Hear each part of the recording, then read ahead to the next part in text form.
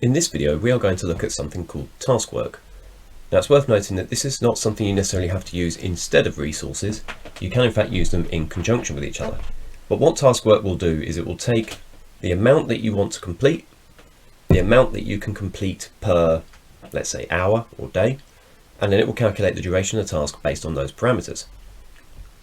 For the sake of this demonstration, let's look mainly at our fencing task. So we want to create some temporary fencing around our building site. If I go to the properties of this task, come down to effort and modelling, there's a section here specifically for task work. The first box is how much we need to complete, and I'm going to say it's 800 linear meters.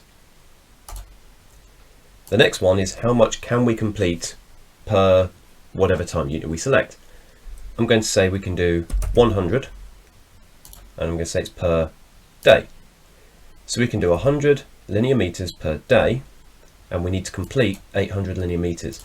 And you may have noticed up here that the task has now changed duration. It's now an 8-day task, or 1 week, 3 days. It's a 5-day calendar, because 800 divided by 100 per day is obviously going to be 8 days. Now it's worth noting that I can also add this information into my spreadsheet and modify it from there instead of coming into the properties every time.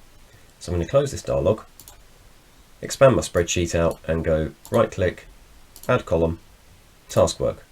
And there's a few different columns that we can add here. So the first one I want is task work, because that's going to be how much we need to complete. And in this case it is set to 800. Come out again, right click, add column, task work. And we need to add 2 task work rate columns, and I'm going to explain why. If we look here, it says in this column 100 linear meters per day. If you wanted to type that in, it would be quite long-winded to have to actually manually type out that entire line of text. So what you would do instead is your first task work rate column, I'm going to call it amount,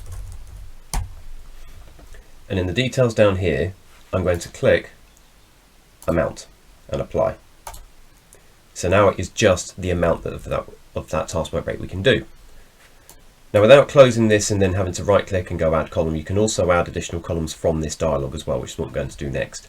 If I click the add button, it's going to add another task work rate column, and I'm going to change this one to time unit and name it as such. So now we see I can do 100 per day, and I can click that to change it, and I'll have 800 that I need to do. And if I change this to 200 per day, the task is obviously going to be a lot quicker. Now if you've seen my other video on how to set up a table, it's probably worth adding these columns into a table, and I've got one here that I prepared earlier just to show you an example. So if I go to table, tasks, task work,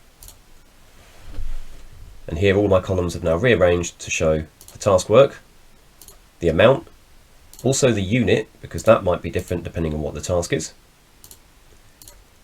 the time unit, and then we also have a couple of additional columns which are quite useful when it comes to progressing.